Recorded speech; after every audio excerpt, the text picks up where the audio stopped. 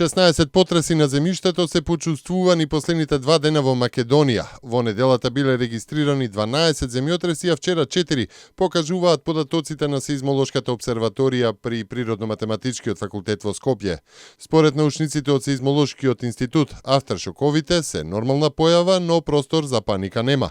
Како последица на земјотресите се повредени повеќе од 100 лица и се регистрирани 500 пријави за испукани ѕидови, но и оџаци кои се струшиле од зградите. Центарот за управување со кризи апелира до граѓаните на бројот 195 да се пријавуваат само потребите од проценка на безбедноста на објектот, а не за проценка на штети за обештетување по серијата земјотреси во изминатите 2 дена. Апелира до граѓаните кои не можат да добијат слободна линија на бесплатниот телефонски број за итни повици 195, тие да ги испратат податоците, име, презиме, телефонски број за контакт, точна адреса и краток опис на штетата предизвикана од земјотресот на интернет адресите на Центарот. Потресите предизвикаа вознемиреност кај населението, а лекарска помош по земјотресите досега побарале повеќе од 100 лица. Балканското тло не престанува да се тресе. По застрашувачките скопски земјотреси, потреси се регистрирани и во соседните земји. Утрово земјотрес е регистриран на Закинтос во Грција со јачина од 4,2 степени според Рихтеровата скала. Уште еден земјотрес е регистриран во околу 7:30 часот во Бугарија, кај Драјново, со силина од 2,5 степени според Рихтер. Најмногу земјотреси се регистрирани во Турција и во Грција, главно со помали магнитуди меѓу 2 и 3 степени, а во последните 24 часа земјата се тресеше и во Србија, Романија, Босна и Херцеговина.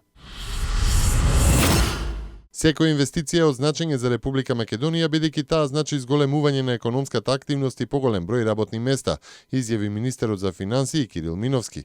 Тој додаде дека еден од клучните приоритети и на министерството и на владата е поттикнување на вработеноста и инвестициите. Очигледно е дека напорите во изминатиот временски период на владата и целокупниот економски тим даваат резултати, а тоа го покажуваат ниските стапки на невработеност, односно историски најниска стапка на невработеност. Меѓутоа, што радува е највисоката стапка на вработеност, што покажува дека сите напори за привлекување странски инвестиции и напорите да се стимулираат инвестициите на домашниот сектор вродуваат со плод, што во крајна линија значи пониска невработеност, изјави министерот за финансии. Државниот завод за статистика минатата недела објави дека стапката на невработеност во вториот квартал е намалена на 24%. Адхок телото за следење на медиумското предизборно известување на нов состанок денеска ќе продолжи со обидите да донесе деловник за работа. Според политичкиот договор, периодот за следење на медиумското известување веќе започна, но за телото да работи неопходен е деловник.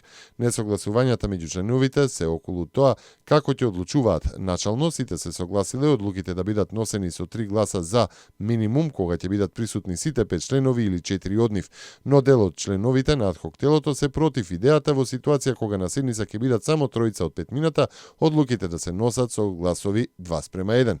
Во таков случај, другите опции се или да се бара консензус меѓу трите присутни членови, или тројцата воопшто да не можат да носат одлуки. Хрватската демократска заедница, која е реален победник на предвремените парламентарни избори, денеска започнува преговори за формирање на нова влада, а според најавите од претседателот на партијата Андреј Пленковиќ, првиот повик ќе биде упатен кон МОСТ, независна листа на Божо Петров.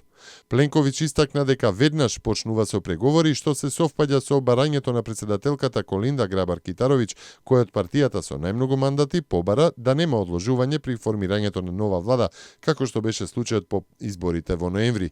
Исто така таа напомена дека нема да се дозволи да има било какви ултиматуми или уцени.